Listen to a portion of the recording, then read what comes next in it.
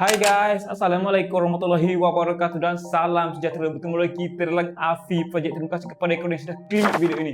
Alright guys, so dalam video kita kali ini kita nak tengok mengenai 5 kereta Proton hari ini yang mungkin akan menelan kos yang tinggi sekitar 5 tahun ke depan ataupun lebih. Hal ini disebabkan oleh kos baiki yang agak tinggi dan mungkin bengkel biasa kurang mahir untuk baiki kereta Proton terbaru hari ini. Sebelum kita pergi lebih lanjut lagi untuk video kita untuk kali ini, video ini dibuat bukanlah untuk menjatuhkan jenama nasional kita, namun untuk memberi kita semua info serta besar kemungkinan mungkin bengkel-bengkel yang kecil ini boleh upgrade lagi untuk jangka masa akan datang supaya ianya boleh baiki kereta Proton hari ini.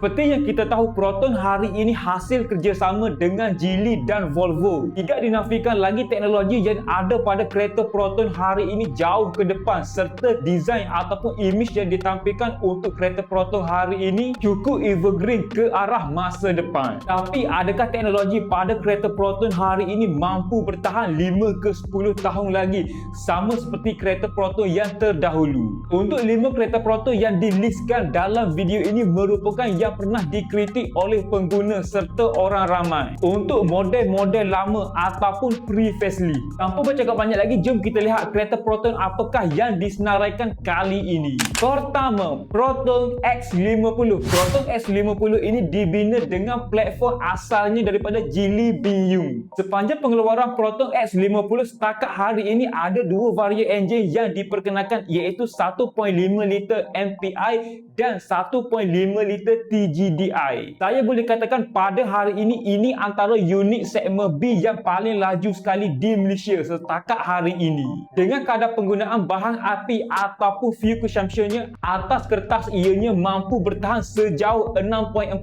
sehinggalah 6.5 liter untuk per liter. Ini cumalah anggaran sahaja yang ditulis atas kertas. Itu untuk enjin, manakala daripada segi teknologi pula banyak features moden yang ditampilkan untuk Proton X50 ini. Masa mula-mula Proton X50 ini dikeluarkan tempoh hari sekitar tahun 2020, tidak ada SUV pada masa itu dengan harga RM120,000 yang ada function sebegini. Okey guys, so berbalik kepada topik utama kita, kenapa kosnya akan jadi mahal sekitar 5 ke 10 tahun akan datang. Proton X50 ini menggunakan sistem gearbox 7 speed DCT. Dalam gearbox ataupun sistem DCT ini ada dua komponen yang penting, iaitu clutch pad dan megatronic. Untuk repair clutch pad harga sekitar hari ini RM3 ke RM5,000, manakala untuk repair sistem gearbox megatronic ini setakat hari ini RM4 ke RM7,000. Bila mana nak dibandingkan kereta sama segmen dengannya ataupun pencabarnya iaitu Ativa dan HRV, kos repair gearboxnya agak rendah lagi.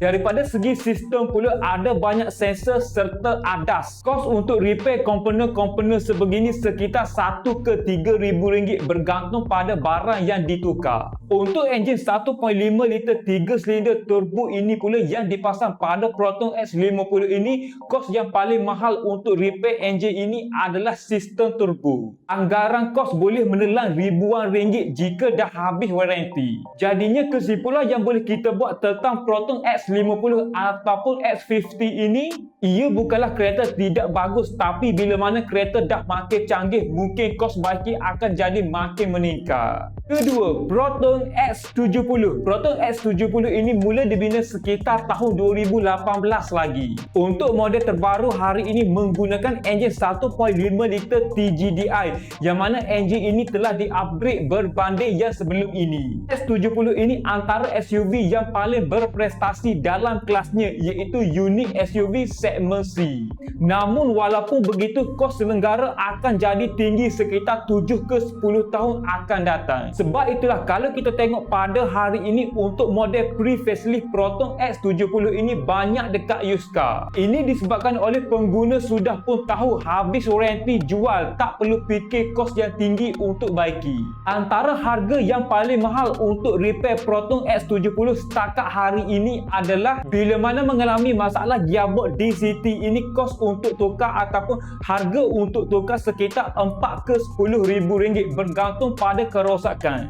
Korang rasa macam mana tentang Proton X70 ini, berbaloi ke tidak jika nak beli yang baru ataupun yang second hand? Seterusnya, ketiga, Proton X90. Harga SUV besar daripada Proton pada hari ini bermulanya daripada harga RM127,000 sehinggalah RM156,000 bergantung pada varian. Proton X90 ini menggunakan enjin 1.5 liter 3 silinder turbo dengan sistem bantuan min hybrid 48 volt. Gabungan dua teknologi ini mampu menghasilkan kuasa 187 horsepower dan 300 Nm torque, menjadikan Proton X90 ini lebih jimat minyak, pickup kuat dan akan rasa teknologi moden pada kereta nasional yang tak ada pada kereta lain. Tapi bila 10 tahun akan datang, risiko untuk repair sistem hybrid ini akan jadi tinggi. Bateri lithium dan motor elektrik ini kena tukar sendiri bila mana dah habis waranti. Kos pada masa itu mungkin akan menelan ribuan ringgit, sama seperti kereta hybrid yang ada pada hari ini. Itu baru sistem enjin, tidak dikira lagi komponen elektronik serta gearbox DCT 7 kelajuan. Namun walaupun begitu, tidak semuanya buruk tentang Proton X90 ini untuk jangka masa panjang. Ini disebabkan oleh spare part Proton mungkin agak mudah untuk didapati bila mana kereta tu dah lama dalam pasaran. Harga untuk kereta Proton X90 ini lagi murah berbanding kereta Jepun yang sama unik dengannya. Dan yang paling penting setakat hari ini antara kereta Proton yang sangat praktikal untuk keluarga besar. Keempat, Proton Izora. Proton Izora ini berakhir jualannya sekitar tahun 2023 lagi.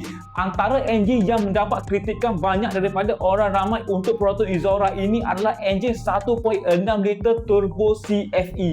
Kalau kita lihat daripada sudut 10 tahun akan datang ataupun lebih, mungkin akan ada masalah daripada segi alat ganti tentang Proton Izora ini disebabkan productionnya telah pun dihentikan. Tapi itu cuma kemungkinan sahaja. Daripada segi fuel consumption ataupun penggunaan bahan api pula mungkin agak besar pada masa itu berbanding kereta setaraf dengannya disebabkan oleh kecanggihan teknologi yang ada pada masa itu. Daripada segi masalah lain pula, setakat hari ini banyak juga yang pernah dikomplain ataupun dikritik orang ramai isu steering rack, masalah turbo, pipe, OCH dan beberapa lagi komponen yang perlu direpair walaupun kereta tu masih baru lagi. Dan masalah terakhir tentang Proton Izora untuk jangka masa akan datang adalah masalah reliability kecil. Contohnya seperti masalah power window, infotainment mungkin akan ada masalah yang kecil akan berlaku. Ini disebabkan oleh kereta itu dah pun berusia. Kesimpulan yang boleh kita buat tentang Proton Izora 1.6 liter CFE turbo pada hari ini,